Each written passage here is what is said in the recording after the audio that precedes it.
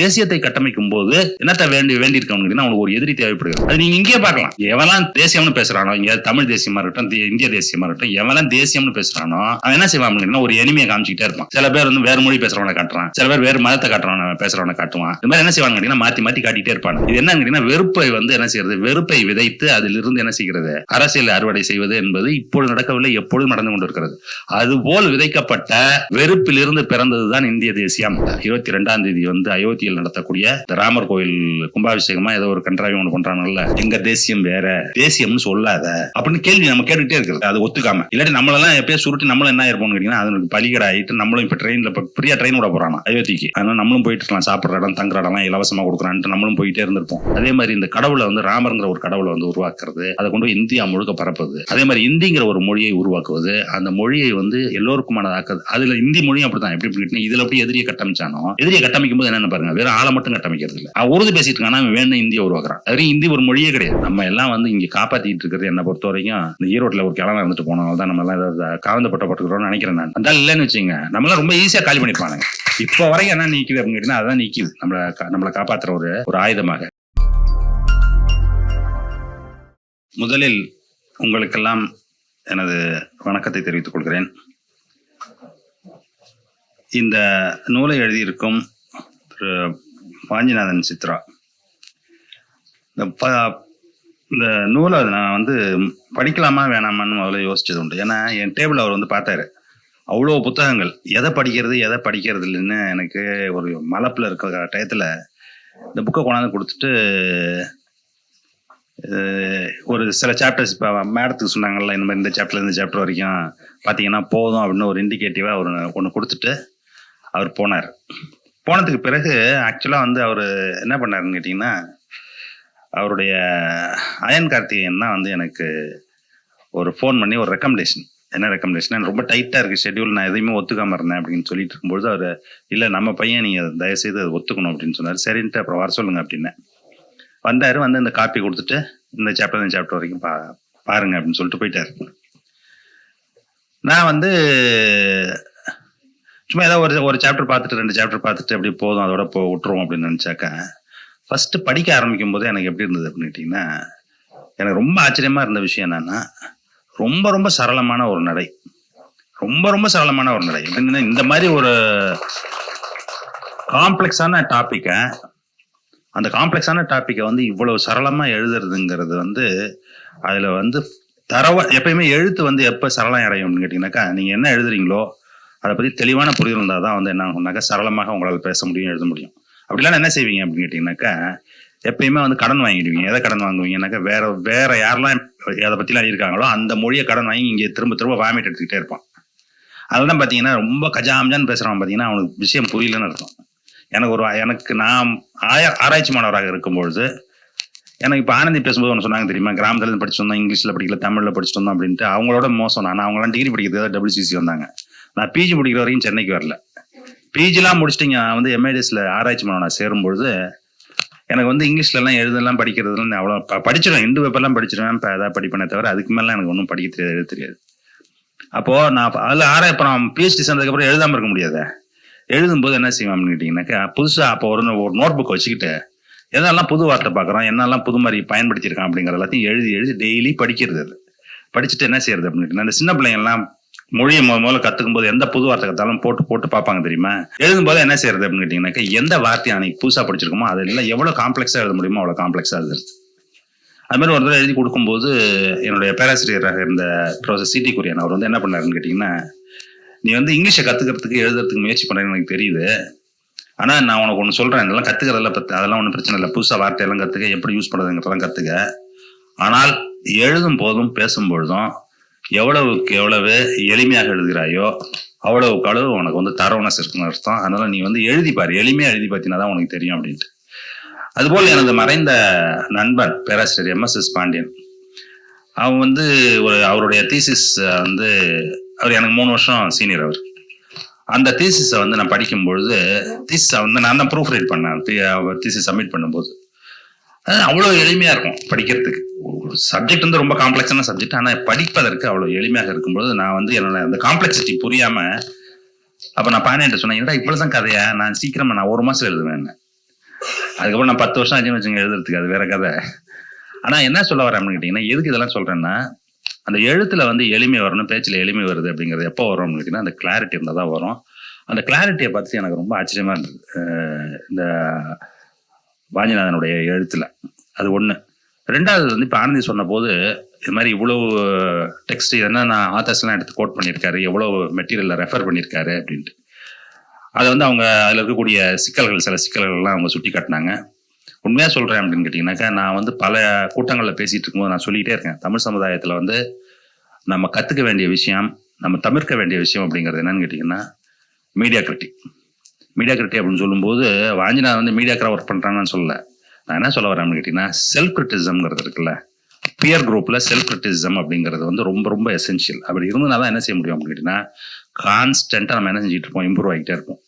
அதனால ஆனந்தியினுடைய கமெண்ட்டை வந்து நீங்க வந்து என்ன செய்யக்கூடாது அப்படின்னு கேட்டீங்கன்னாக்கா, அதை வந்து அதனுடைய நல்ல எண்ணத்தில் அது வழங்கப்பட்டிருக்கிறதுங்கிறதை உணர்ந்து கொண்டு அதை எடுத்துக்கொள்ள வேண்டும் என்று வாஞ்சிநாதனை கேட்டுக்கொள்கிறேன். அதே மாதிரி இருக்கக்கூடிய இளைஞர்கள் அவ்வளவு பேர் இருக்கீங்க, உங்க எல்லோருக்கும் எனக்கு அந்த வேண்டுகோள் நான் வைப்பேன். எப்படின்னு கேட்டீங்கன்னா, எதை எழுதினாலும் உடனே அதை செலிப்ரேட் பண்ணி கைத்தட்டி நீ தான்டா சூப்பரா பண்ணிட்டடாமாப்ல அப்படின்னு சொல்லி தலையில் வச்சுட்டு கொண்டாடாதீங்க.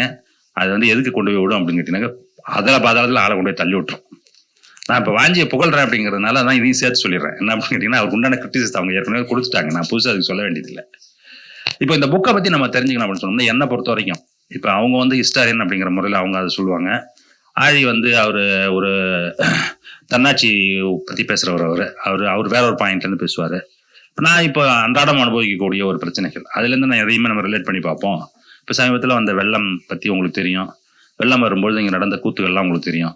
அப்பொழுது வந்த விமர்சனங்கள், அதற்கு நான் எதிராக நான் அளித்த விமர்சனம் அப்படிங்கிற கான்டெக்ட்ல இதை எடுத்து பார்த்தீங்க அப்படின்னு சொன்னீங்கன்னா, என்ன விமர்சனம் அப்படின்னா, இவ்வளோ பெரிய வெள்ளம் வந்திருக்குது, இவ்வளோ செலவாகுது நம்ம மாநில அரசுக்கு அப்படிங்கிறது. கிட்டத்தட்ட வந்து சென்னை திருவள்ளூரில் மட்டும் நமக்கு 1200 கோடி ரூபாய் செலவாயிருக்கு அதுக்கு, இந்த இது கொடுக்கறதுக்கு, ரிலீஃப் கொடுக்கறதுக்கு.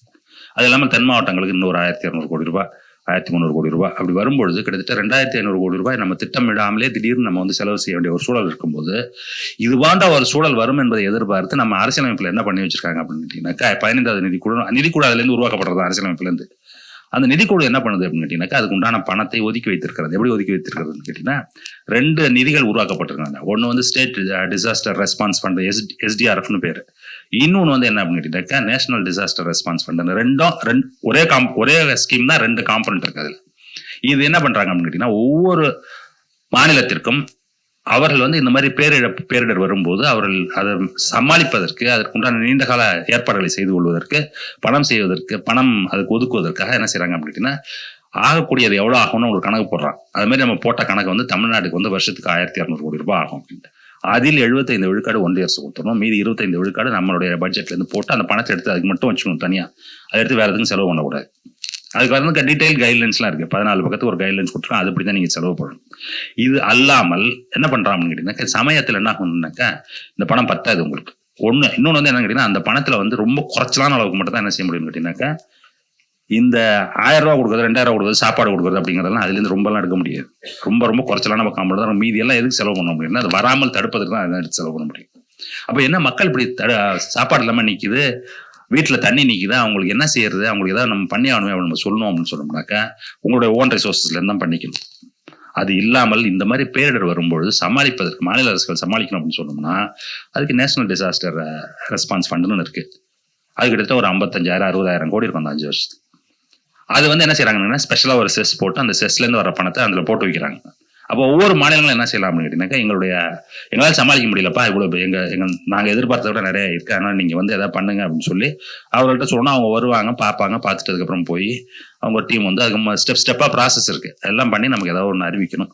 அப்போ பெரிய நிகழ்வு இது மாதிரி நடக்கும்போது என்ன செய்வாங்கன்னு கேட்டீங்கன்னா, வந்து பார்ப்பவர்கள் யாரா இருக்கலாம், தலைமை அமைச்சரா இருக்கலாம், நிதி அமைச்சரா இருக்கலாம், பாதுகாப்பு அமைச்சரா, யார் அனுப்புறாங்களோ அவங்க வந்து பார்த்துட்டு என்ன செய்வாங்க அப்படின்னு கேட்டீங்கன்னாக்கா, இடைக்கால நிவாரணம் ஒன்று இருக்கு, இன்டரிம் ரிலீஃப். ஏன்னா அந்த ப்ராசஸ் வந்து பெரிய ப்ராசஸ். அப்போ நான் வந்தோடனே என்ன செய்வாங்கன்னு கேட்டீங்கன்னாக்கா, ஏதாவது ஒரு பணம் வந்து 500 கோடி 1000 கோடின்னு ஏதாவது ஒன்று கொடுத்துட்டு நீங்க இப்போ செலவு பண்ணுங்க, அதுக்கப்புறம் நம்ம பார்த்துக்கோம் அப்படின்னு சொல்லிட்டு போகிறது வழக்கம். அந்த மாதிரி நடக்கும்னு எதிர்பார்த்தா இவங்க என்ன செய்யறாங்கன்னு கேட்டீங்கன்னா, இந்த 1200 கோடியில் நம்ம கொடுக்க வேண்டிய 450 கோடி 2வது இன்ஸ்டால்மெண்ட், அந்த பணத்தை வந்து நம்ம பாதுகாப்பு அமைச்சருக்கு அறிவிச்சு விட்டு என்ன சொல்லுப்போம், அவர் பாட்டில் போயிட்டாரு. இங்க இருக்கவங்களாம் என்ன நினைச்சுக்கிறாங்க அப்படின்னு கேட்டீங்கன்னாக்கா, அவங்க வந்து இந்த வெள்ளத்துக்காக அறிவிச்சிருக்காங்க, அவங்க ரெகுலராக கொடுக்க வேண்டிய பணம் அது. நம்ம என்ன கேட்டோம் அப்படின்னு கேட்டீங்கன்னா, நேஷனல் டிசாஸ்டர் ரெஸ்பான்ஸ் ஃபண்ட்லேருந்து எங்களுக்கு உடனே இன்டர்வியூமா ஏதாவது கொடுங்க அப்படின்னு சொன்னதுக்கு இதுவரையில் என்ன இல்லை, ரெஸ்பான்ஸே இல்லை. இப்போ இந்த பிரச்சனை எங்கேருந்து வருதுன்னு நினைக்கிறீங்க? இந்த பிரச்சனை எங்கேருந்து வருகிறதுங்கிறதுல இடத்துல தான் இந்த நூல் வந்து ரொம்ப முக்கியத்துவம் இருக்கிறது. என்ன முக்கியத்துவம் இருக்கிறது அப்படின்னு பார்த்தீங்க அப்படின்னு சொன்னீங்கன்னா, இன்றைக்கு இருக்கக்கூடிய அமைப்பு, இந்திய அரசியலமைப்பில் இருக்கக்கூடிய அமைப்பு, அரசியல் அமைப்பு இருக்குல்ல, இந்த அரசியலமைப்பு அப்படிங்கிறது எப்படி இயங்குகிறது, அது எப்படி அங்கே வந்து முடிஞ்சுது அப்படின்னு. இது எப்படி முடிஞ்சிருக்கு அப்படின்னு பார்த்தீங்கன்னாக்கா, அதிகாரம் என்பது ஒன்றியத்திடம் பெரிய அளவில் குவிந்திருப்பதாகவும், என்ன அதிகாரம், வெறும் நிதி அதிகாரம் மட்டுமல்ல, சட்டமேற்றும் அதிகாரமாக இருக்கட்டும், நிதி அதிகாரமாக இருக்கட்டும், எல்லா அவர்களிடம் அப்படி குவிந்திருக்கும் பொழுது மாநிலங்களுக்கு என்னக்கா ரொம்ப அதிகாரம் மிகவும் குறைவாக, நிதி ஆதாரங்கள் மிகவும் குறைவாக இருக்கிறது. இந்த நிதி ஆதாரங்கள் குறைவாக இருக்கிறத பேலன்ஸ் பண்றது அந்த ஃபைனான்ஸ் கமிஷன்ங்கிறது. என்ன அப்படின்னு கேட்டீங்கன்னா, ஒன்றியத்துக்கு இருக்கக்கூடிய நிதி வசூலிக்கும் பொறுப்பு இருக்குல்ல, சில அது பொறுப்பு, கடமை, வாய்ப்பு எல்லாமே ஒன்னா சேர்ந்த ஒரு பேக்கேஜ் அது. ஏன் அப்படின்னு கேட்டீங்கன்னாக்கா, சில சமயம் கன்வீனியன்ஸ்னு ஒன்று இருக்கு. கலெக்டர் அவர் யாரு அப்படின்னு கேட்டீங்கன்னாக்கா, நாம் எல்லோருக்குமாக டாக்ஸ் வசூல் பண்ணக்கூடிய கலெக்டர் அவர். அப்படின்னா என்ன அர்த்தம்? இஸ் நாட் அன் ஓனர்னு அர்த்தம். கலெக்ட் பண்ற பணத்தெல்லாம் யாரு கிடையாது, ஓனர் அவர் கிடையாது. யாருக்காக கலெக்ட் பண்றாரு அவரு? இந்திய மக்களுக்காக. இந்திய மக்கள்னா யாரு?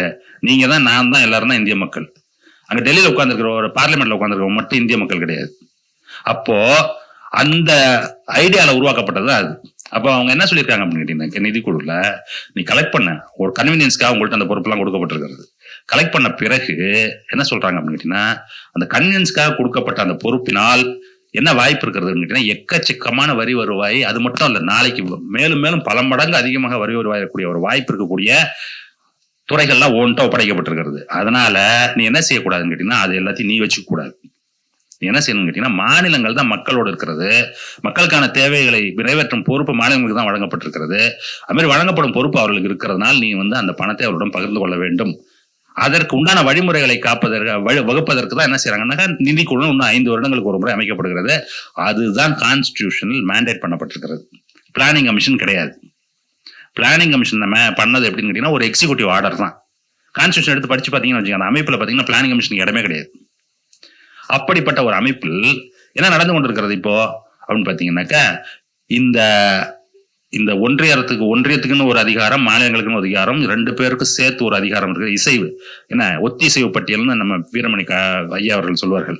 பேர் வந்து ஏன்னு கேட்டீங்கன்னா, 2 பேரும் ஒத்தி செஞ்சு அதை செய்யணும்ட்டு. ஆனா நடைமுறை அப்படி இல்லை. ஆனால் இது எப்படி இங்க வந்து நின்னுதுங்கிற வரலாறு இருக்குல்ல, அதுதான் இந்த புத்தகத்தினுடைய கோர். இந்த கேள்வி அதுதான். எங்கடா இங்க வந்து நின்னோம், நம்ம என்னெல்லாம் யோசிச்சோம், எங்கெல்லாம் போனோம், என்ன நடந்தது வரலாற்று ரீதியாக, அப்படி என்று பார்க்கும்பொழுது என்ன வருது அப்படின்னு கேட்டீங்கன்னா, இவர் வாஞ்சிநாதன் சித்ரா செய்யக்கூடிய பணி என்ன அப்படின்னு கேட்டீங்கன்னா, இந்த தற்கால நிலைக்கு காரணம் அப்படிங்கிறது இந்த அரசியலமைப்பு சட்டம் இப்படி அமைக்கப்பட்டது. இந்த அரசியல் சட்டம் ஏன் அப்படி அமைக்கப்பட்டது அப்படின்னு கேட்டீங்கன்னா, இந்த அரசியலமைப்பு சட்டம் என்பது வந்து சேருவதற்கு அந்த பாதை இருக்குல்ல, அந்த பாதை வந்து இந்திய அரசியலமைப்பு சட்டமாக இல்லை, அது இந்து அரசியலமைப்பு சட்டமாக வந்திருக்கிறது. அந்த இந்து அரசியலமைப்பு சட்டமாக வரும்பொழுது என்ன ஆகுது அப்படின்னு கேட்டீங்கன்னாக்கா, ஒரு தேசியத்தை கட்டமைக்கிறான். தேசியத்தை கட்டமைக்கும் போது என்னத்த வேண்டியிருக்கவங்க கேட்டீங்கன்னா, அவனுக்கு ஒரு எதிரி தேவைப்படுகிறது. இப்போ நம்ம மாமன்ற உறுப்பினர் அவர்கள் பேசும்போது சொன்னாங்க என்னன்னு கேட்டீங்கன்னா, நான் தான் அந்த எதிரி, உங்கள் முன்னால் நான் இருக்கிறேன்ட்டு. எந்த தேசியத்தை கட்டமைக்கும் பொழுது என்னன்னு கேட்டீங்கன்னா, ஒரு எதிரியை கட்டமைக்கணும். அது நீங்க இங்கேயே பார்க்கலாம். எவெல்லாம் தேசியம்னு பேசுறானோ, இங்க தமிழ் தேசியமா இருக்கட்டும், இந்திய தேசியமா இருக்கட்டும், எவெல்லாம் தேசியம்னு பேசுறானோ அவன் என்ன செய்வான் அப்படின்னா, ஒரு எனிமையை காமிச்சுக்கிட்டே இருப்பான். சில பேர் வந்து வேறு மொழி பேசுறவனை காட்டுறான், சில பேர் வேறு மதத்தை காட்டுறவன பேசுறவனை காட்டுவான். இது மாதிரி என்ன செய்வாங்க கேட்டீங்கன்னா, மாத்தி காட்டிட்டே இருப்பானுங்க. இது என்னன்னு கேட்டீங்கன்னா, வெறுப்பை வந்து என்ன செய்யறது, வெறுப்பை விதைத்து அதிலிருந்து என்ன செய்கிறது, அரசியல் அறுவடை செய்வது என்பது இப்பொழுது நடக்கவில்லை, எப்பொழுதும் நடந்து கொண்டிருக்கிறது. அதுபோல் விதைக்கப்பட்ட வெறுப்பிலிருந்து பிறந்ததுதான் இந்திய தேசியம். அதனுடைய வழித்தோன்றலாக வந்ததுதான் இந்திய அரசியலமைப்பு சட்டம். அதனால இந்திய அரசியலமைப்பு சட்டத்தில் இந்த வெறுப்பு அரசியலையும் விதைக்கப்பட்ட இந்த விதையினால் வந்த இது இருக்கிற அரசியலமைப்பு சட்டமும் எதை பலி கேட்டது அப்படின்னு கேட்டீங்கன்னா, மாநிலங்கள் அப்படிங்கிற ஒரு அடையாளமும் அதனுடைய உரிமைகளையும் தான் பலி கேட்டது. கடைசியில் அங்கதான் வந்து நின்னோம், அங்கதான் வந்து நிக்கிறோம் இப்போ. அப்போ இதனுடைய மொத்த ட்ராஜெக்டரில எங்க ஆரம்பிச்சு எங்க வந்து சேர்ந்ததுங்கிறத சாப்டரா வந்து இவர் என்ன செய்யறாரு, வாஞ்சிநாதன் வந்து மிக எளிமையான முறையில் அவ்வளவு சான்றுகளை கொடுத்து அங்க வந்து சேர்றாரு. அந்த இதுதான் வந்து என்னை பொறுத்த வரைக்கும் என்னன்னு கேட்டீங்கன்னாக்கா, இந்த சமயத்தில் நாம் புரிந்து கொள்ள வேண்டியது, நம்ம எப்படி இப்ப நம்ம சாதாரணமா புரிஞ்சுக்கிறோம் அப்படின்னு கேட்டீங்கன்னாக்கா, பெரும்பாலான விவாதங்கள் எப்படி நடக்கும் அப்படின்னு கேட்டீங்கன்னா, இது தனியாக அது தனியாக அது தனியாக. இன்னும் சொல்ல போனால் என்ன அப்படின்னு கேட்டீங்கன்னாக்கா, இதோட இன்னும் 2 பகுதி இருக்கு. என்ன பகுதி இருக்குன்னு கேட்டாக்க, இப்போது வரக்கூடிய இந்த 22ஆம் தேதி வந்து அயோத்தியில் நடத்தக்கூடிய இந்த ராமர் கோயில் கும்பாபிஷேகமா ஏதோ ஒரு கன்றாவி ஒன்று பண்றாங்கல்ல, அது பிளஸ் இந்தி நம்ம திணிக்கிறான்னு சொல்றோம்ல, அது இது எல்லாம் வந்து ஒன்றோடு ஒன்று பின்னப்பட்ட ஒரு விஷயம்.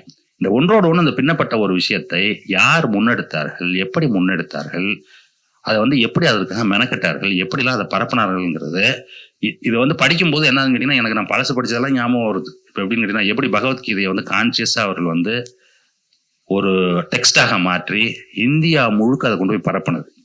அதே மாதிரி இந்த கடவுளை வந்து ராமருங்கிற ஒரு கடவுளை வந்து உருவாக்குறது, அதை கொண்டு போய் இந்தியா முழுக்க பரப்புது. அதே மாதிரி இந்திங்கிற ஒரு மொழியை உருவாக்குவது, அந்த மொழியை வந்து எல்லோருக்குமானதாக்குது. அதுல இந்தி மொழியும் அப்படித்தான். எப்படி கேட்டீங்கன்னா, இதுல எப்படி எதிரியை கட்டமைச்சானோ, எதிரியை கட்டமைக்கும் போது என்னென்ன பாருங்க, வெறும் ஆளை மட்டும் கட்டமைக்கிறது இல்லை.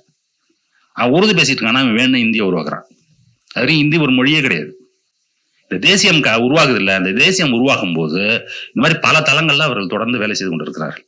இதெல்லாம் படிக்கும்போது நமக்கு என்னன்னு கேட்டீங்கன்னா, நான் கார்ல வரும்போது என் கூட வந்து என்னோட பணியாற்றி கொண்டிருக்கக்கூடிய பேராசிரியர் விஜயபாஸ்கர் வந்துட்டு இருக்கும்போது இந்த புக்கை பத்தி நான் அவன்கிட்ட சொல்லிட்டு வந்தேன். என்ன சொல்லிட்டு வந்தேன் அப்படின்னு கேட்டீங்கன்னா, ரொம்ப சந்தோஷமா இருக்குடா எனக்கு. சின்ன இப்போ 25 வயசு 30 வயசு பசங்கள்லாம் எவ்வளோலாம் பேசுறானுங்க, என்னெல்லாம் எழுதுறானுங்க, இதெல்லாம் வரல நம்ம ஏங்கிட்டு இருந்தோம், அந்த மாதிரிலாம் வர ஆரம்பிச்சிருக்கானுங்க, அது ரொம்ப மகிழ்ச்சியா இருக்கு அப்படின்னு சொல்லிட்டு சொன்னேன் நான். இதுக்கெல்லாம் காரணம் என்ன அப்படின்னு கேட்டீங்கன்னா, நம்ம யாருமே வந்து இதை பத்திலாம் நம்ம எல்லாம் ரொம்ப பயந்துட்டு இருந்தோம், என்ன ஆயிடுமோன்னு. அது போன்ற ஒரு போக்கு, அது போன்ற ஒரு சிந்தனை முறை இங்க வந்து இப்ப ஆனந்தி பேசும்போது ஒன்று சொன்னாங்க, தமிழ்நாட்டில் என்ன நடக்குதுங்கிறத வாஞ்சிநாதன் எழுதணும் அப்படின்ட்டு. அதுதான் நானும் நினைச்சேன். என்ன நினைச்சேன் அப்படின்னு கேட்டீங்கன்னா, இந்த கேள்வி வருது. என்ன கேள்வி வருதுன்னா, தமிழ்நாடு தனியாக இப்படி இயங்கி கொண்டிருப்பதற்கு என்ன காரணம், இங்க வந்து வேற மாதிரி ஒரு சிந்தனை வந்ததுக்கு என்ன காரணம் அப்படின்னு கேட்டீங்கன்னா, அந்த மாதிரி ஒரு தேசியத்தை இருப்பவர்கள் எதிர்த்து கேள்வி கேட்டுக்கொண்டே இருந்தார்கள். என்ன கேள்வி கேட்டுருந்தாங்கன்னா, எங்க தேசியம் வேற, தேசியம்னு சொல்லாத அப்படின்னு கேள்வி நம்ம கேட்டுக்கிட்டே இருக்கிறது. என்ன கேட்டுட்டு இருக்கு, அது ஒத்துக்காம. இல்லாட்டி நம்மளெல்லாம் எப்பயும் சுருட்டி நம்மளும் என்ன இருப்போம்னு கேட்டீங்கன்னா, அதனுக்கு பலிகடை ஆகிட்டு நம்மளும் இப்போ ட்ரெயினில் இப்போ ஃப்ரீயா ட்ரெயின் விட போறானா எதுக்கு, அயோத்திக்கு. அதனால நம்மளும் போயிட்டு இருக்கலாம், சாப்பிட்ற இடம் தங்குற இடம்லாம் இலவசமாக கொடுக்குறான்ட்டு நம்மளும் போயிட்டே இருந்திருப்போம். அந்த அளவுக்கு என்ன இருக்கு அப்படின்னு கேட்டீங்கன்னா, இங்க வந்து ஒரு இது அமைந்திருக்கிறது என்று சொன்னால் அதற்கு காரணம் இங்கு வைக்கப்பட்ட மாற்று அரசியல் தான். இந்த மாற்று அரசியல் எதை பற்றி பேசியது அப்படின்னு கேட்டீங்கன்னாக்கா, எல்லாரும் என்ன சொல்லுவாங்க கேட்டீங்கன்னா, இங்க பேசியது என்னடா, இங்க பேசியது வந்து நீங்க மொழி அரசியல் பேசுனீங்க, நீங்க இன அரசியல் பேசுனீங்க, அடையாள அரசியல் பேசுனீங்க அப்படின்ட்டு. நான் மொழி அரசியல இது இன அரசியல் அடையாள அரசியலா பேசிட்டோம். அடையாள அரசியல் தான் பேசினாக்க நேரம் அங்கதான் போய் நிற்போம். நம்ம அதை தாண்டி பேசினோம். அதான் எல்லாரும் மறுக்கிறாங்க. வாஞ்சிநாதன் போன்றவர்கள்லாம் என்ன செய்யணும் அப்படின்னு கேட்டீங்கன்னாக்கா, நான் பேசிய அரசியல் என்ன, பேசி கொண்டிருக்கும் அரசியல் என்ன அப்படிங்கிறத மாற்று இருக்குல்ல, நம்ம எதெல்லாம் பத்தி பேசியிருக்கோம் அப்படிங்கிறது அதெல்லாம் இன்னும் தொடர்ந்து எழுதப்பட வேண்டும், அதுவும் தொடர்ந்து பேசப்பட வேண்டும். அப்படி இல்லை என்று சொன்னால் ரெகுலர் ஸ்டீரியோ டைப்பிங் தான் வந்து ஓடிக்கிட்டே இருக்கு. அப்படி அந்த வகையில் பார்த்தோம் அப்படின்னு சொன்னோம்னாக்கா, இந்த வாஞ்சிநாதன் எழுதிக்கக்கூடிய இந்த புத்தகம் மிக மிக முக்கியமான ஒரு புத்தகம். புத்தகத்தினுடைய கண்டென்ட் மட்டும் இல்லை, அந்த என்ன கேட்டீங்க அப்படின்னு சொன்னீங்கன்னாக்கா, எதற்கு இந்த புத்தகத்தை எழுதியிருக்கிறார், என்ன கேள்வியை முன்வைக்கிறார், என்ன முடிவை நோக்கி நகர்கிறார் அப்படிங்கிற அந்த அரசியல் இருக்குல்ல, அந்த அரசியல் வந்து மிக மிக அவசியமான ஒன்று இந்த காலகட்டத்தில். அந்த அரசியலை கையில் எடுத்திருக்கக்கூடிய அவருக்கு என்னுடைய மனமார்ந்த பாராட்டுகளை தெரிவித்துக் கொள்கிறேன். இதுல வந்து இந்த கிளாரிட்டி தான் என்ன அப்படின்னு கேட்டீங்கன்னாக்கா, இவருக்கு வந்து ஒரு ப்ரொஃபஷனலான ஒரு ஹிஸ்டாரியனா இல்லாதனால அவருக்கு சில குறைபாடுகள்லாம் இருக்கலாம். அப்படி இருந்தாலும் கூட நான் என்ன சொல்ல வரேன்னு கேட்டீங்கன்னாக்கா, குறைபாடோட தான் எல்லாரும் தொடங்குறோம். என்ன தீசிஸ் எழுதுறது என்னன்னு கேட்டீங்கன்னா ஒரு ஆரம்பம் தான். அந்த வகையில் இந்த புத்தகம் வந்து ஒரு துவக்கமாகவே இருக்கட்டும். ஆனால் இந்த குறைகளை எல்லாம் கலைந்து இது போன்ற கேள்விகளை மேலும் மேலும் அவர் கை கொண்டு, நான் நிறைய நோட்ஸ் எடுத்துட்டு வந்தேன் அந்த புக்கு. இதுல இருந்து அவ்வளோ ரிச்சா இருக்குது. ஏன்னா நான் வந்து ரொம்ப டீட்டெயிலாக ஒரு சாப்டர் என்னெல்லாம் சொல்லியிருக்காருன்னு எல்லாம் எழுதிட்டு வந்தேன். ஆனால் நான் நினைக்கிறேன் என்னன்னு கேட்டீங்கன்னாக்கா, உங்கள்கிட்ட வந்து மிக முக்கியமான ஒரு கருத்து என்னன்னு கேட்டீங்கன்னா, அவர்கள் பேசும்போது வந்து நம்ம மாமன்ற உறுப்பினர்கள் பேசும்போது, இது வந்து 2 பேருடைய ஈகோனால இப்படி முடிஞ்சிருச்சு அப்படின்ட்டு எனக்கு அதுல வந்து உடன்பாடு கிடையாது. ஏன் அப்படின்னு கேட்டீங்கன்னாக்கா, இவ்வளவு பெரிய ஒரு தேசியத்தை வந்து அவர்கள் கட்டமைக்கும் போது 2 பேர் மட்டும் முடிவு பண்ண முடியாது. அவர்கள் 2 பேர் அந்த முடிவு நோக்கி தள்ளப்படுவார்கள். எப்படி ஜின்னாவை வந்து எதை நோக்கி தள்ளுறாங்க, பார்ட்டிஷன் நோக்கி. பார்ட்டிஷனை பத்தி யோசிக்காத ஒருத்தரை பார்ட்டிஷன் நோக்கி தள்ளுறதுங்கிறது என்ன சாதாரண விஷயமா? அது வந்து இந்த புக்கை படிச்சு பார்த்தீங்கன்னா உங்களுக்கு தெரியும். எப்படி ஒவ்வொரு மொமெண்ட்லையும் ஒவ்வொரு சான்ஸ்லையும் அவர் ஏதாவது ஒத்துட்டாருன்னா அதை ஒத்துக்காத அளவுக்கு பண்றதுக்கு என்னெல்லாம் செய்ய முடியுமோ அதையெல்லாம் செய்ய வேண்டியது. பெஸ்ட் எக்ஸாம்பிள் என்ன அப்படின்னு கேட்டீங்கன்னா, கடைசியாக 2 பேரும் வந்து நம்ம ஒரே நாட்டில் இருக்கலாம் அப்படின்னு சொன்னாக்கா என்ன வழி அப்படின்னு சொல்லும்போது, ஸ்டாஃபர்ட் கிரிப்ஸ் தலைமையில் வரக்கூடிய கேபினெட் மிஷன் ஒரு ப்ரொபோசல் முன்னாடி வைக்குது. அந்த ப்ரொபோசல் படி நடந்திருந்தது அப்படின்னு சொன்னோம்னாக்கா, நமக்கு வந்து இப்போ நம்ம உங்களோட போய் நான் வந்து எனக்கு உங்கள் மூஞ்சியை பார்க்கவே பிடிக்க வேண்டியலாம் நான் பேசிட்டு இருக்க வேண்டிய அவசியமே இல்லை. என்ன ஆயிருக்கும் அப்படின்னு கேட்டிங்கன்னாக்கா, அப்போ வந்து 3 துறையை மட்டுமே பொறுப்பு வகிக்கக்கூடிய ஒரு ஒன்றியம் இருந்திருக்கும். மீதி அனைத்து அதிகாரங்களும் மாநிலங்களுக்கு இருந்திருக்கும். அதை ஒழிச்சு கட்டினது யாரு? அது ஒழிச்சு கட்டினது பண்டிட் நேரு. எங்க பண்றாரு அப்படின்னு கேட்டீங்கன்னா, பாம்பேல ஒரு பிரஸ் கான்ஃபரன்ஸ்ல ஒரு பிரஸ்ல ஒரு இன்டர்வியூ கொடுத்த உடனே அதான் கடைசி. அதோட கதை முடிஞ்சுது. என்ன கதை முடிஞ்சது அப்படின்னு கேட்டீங்கன்னா, அன்னைக்குதான் ஜின்னாவுக்கு வந்து என்ன சொல்லிட்டாருன்னா, இனிமேல் என்ன நடக்க முடியாது, இவங்களை நம்பி அது இனிமேல் இறங்க முடியாது, காங்கிரஸ் நம்பி. ஏன் அப்படின்னு கேட்டீங்கன்னா, ஒரு ப்ராமிஸையும் அவர்கள் என்ன செய்வதில்லை, கீப் அப் பண்றதே இல்லை. தொடர்ந்து என்ன செஞ்சுட்டு இருக்காங்கன்னா, என்ன வாக்குறுதிகள் கொடுக்குறார்களோ அந்த வாக்குறுதிகள் வந்து மீறி மீறி வழி வழி வழி வழி போய்கொண்டே இருக்கிறார்கள். எதை நோக்கி போய் கொடுத்துறார்கள் கேட்டீங்கன்னா, நீ நானும் ஒன்னா இருக்க முடியாது. அதுதான் பேசிக். நீ போங்கிறத வந்து என்ன செய்யறாங்க அப்படின்னு கேட்டீங்கன்னா, அதுக்கு பதிலாக எல்லாம் செய்யலாம். அந்த வேலையை போன்னு சொல்லலையே தவிர, போவதற்குண்டான என்னென்ன வேலைகள் செய்யணுமோ அவ்வளவு வேலைகளும் இந்த நெகோசியேஷன்ல நடந்து கொண்டே இருக்கிறது. அதனுடைய இறுதி வடிவம் தான் என்னன்னு கேட்டீங்கன்னாக்கா, அவர் கொடுத்த அந்த பிரஸ் கான்ஃபரன்ஸ். அதற்கு பிறகு வேற வழியே இல்லாமல் தான் நாடு ரெண்டும் பிரிகிறது அப்படின்னு முடிவாயிடுச்சு. இது வந்து இப்ப மட்டும் நடக்கல. இந்த அவர்கள் வந்து ஆரம்பத்திலிருந்தே அவர்கள் கட்டமைச்ச தேசியம் என்பது இந்துக்களுக்கான தேசியமாகத்தான் இருக்கிறது. அதுக்கு பார் எக்ஸலன்ஸ் என்ன வேணும், எக்ஸாம்பிள் வேணும் அப்படின்னு சொன்னோம்னாக்கா, வங்காள பிரிவினை. வங்காள பிரிவினையில வந்து இவர்கள் முன்வைத்த வாதங்கள் என்ன, ஃபேக்சுவலா அங்க இருந்த கண்டிஷன்ஸ் என்ன, ஏன் அவர்கள் அந்த வாதத்தை வைக்கிறார்கள் அப்படின்னு சொல்லும்போது தான் நமக்கு தெரியுது. என்ன தெரியுதுன்னு கேட்டீங்கன்னா, அவனை பொறுத்த வரைக்கும் வங்காளி என்றால் எந்த வங்காளி தெரியுமா? வங்காளி என்றால் இந்து வங்காளி மட்டும்தான் வங்காளி. அவனுக்கு யார் வங்காளி கிடையாது. இஸ்லாமிய யாரெல்லாம் தழுவினாங்களோ அவர்கள் வங்காளம் பேசினாலும் அவர்கள் யார் கிடையாது, வங்காளிகள் கிடையாது. இது மாதிரி ஒரு கன்செப்ஷன் நீங்க உருவாக்க முடியுமா? ஆனா உருவாக்குனாங்க. அதனுடைய ஒரு எக்ஸ்டென்ஷன் தான் என்னன்னு கேட்டீங்கன்னாக்க, அதற்கு பிறகு இதுக்கு வர்றது. இன்னொன்று வந்து என்னன்னு கேட்டீங்கன்னா, நம்ம தொடர்ந்து பார்த்து கொண்டே இருப்பது இந்த மாதிரி இந்து மதத்தில் இருக்கக்கூடிய குறைபாடுகளை களைவதற்கு வரக்கூடிய இயக்கங்கள், காலம் தொட்டு வரிசையா வந்துருக்கக்கூடிய இயக்கங்கள் எல்லாமே என்ன செய்து கொண்டு இருந்திருக்கணும்னு கேட்டீங்கன்னா, இந்த வேற்றுமையை வந்து இன்னும் ஷார்பன் பண்றது, வேறுபடுத்தி காட்டுறது அப்படிங்கிறதுல தான் போய் முடிஞ்சிருக்குது. எவ்வளோ ப்ரோக்ரஸிவா இருக்கக்கூடிய டான்சர்ஸ் எல்லாம் வந்து போய் பார்த்தீங்க கடைசியில் அவர் தான் வந்து எதை ஆரம்பிச்சு வச்சுட்டு போயிருக்காரு, பசு பாதுகாப்பு இயக்கத்தை அவர் தான் ஆரம்பிச்சு வைக்கிறார். பசு வந்து பாதுகாப்பு இயக்கம் அப்படின்னு சொல்லி ஆரம்பிச்சு அதனுடைய உள்ளார்ந்த பொருள் என்ன அப்படின்னு கேட்டீங்கன்னா, உணவின் வழியாக ஒருவரை அடையாளப்படுத்துவது, உணவின் வழியை அடையாளப்படுத்துறேன்னு சொல்லி இந்த வேற்றுமை என்ன ஷார்பன் பண்றது அப்படிங்கிறது. அப்படி பார்க்கும்பொழுது என்னன்னு கேட்டீங்கன்னா, நம்ம எல்லாம் வந்து இங்க காப்பாத்திட்டு இருக்கிறது என்னை பொறுத்த வரைக்கும் இந்த ஈரோட்டில் ஒரு கிழமை இருந்துட்டு போனவங்க தான் நம்ம எல்லாம் காவந்தப்பட்டப்பட்டுக்கிறோம்னு நினைக்கிறேன் நான். அந்த இல்லைன்னு வச்சுங்க, நம்மளாம் ரொம்ப ஈஸியா காலி பண்ணிப்பானுங்க. இப்போ வரைக்கும் என்ன நீக்குது அப்படின்னு கேட்டீங்கன்னா, அதான் நீக்குது நம்மளை காப்பாற்றுற ஒரு ஆயுதமாக. ஆக்சுவலா வந்து பாத்தீங்கன்னா அவருடைய யூட்டிலிட்டிலாம் அப்ப தெரியல. எப்ப தெரியல, நான் 20 வருஷத்துக்கு முன்னாடி, 25 வருஷத்துக்கு முன்னாடி, 30 வருஷத்துக்கு முன்னாடி தெரியல. இப்ப கடந்த 10 வருஷமா என்ன தெரியுதுன்னு கேட்டீங்கன்னா, அதனுடைய பயன்பாடு வந்து நமக்கு மிகப்பெரிய அளவுல பயனுள்ளதாக இருக்கிறது.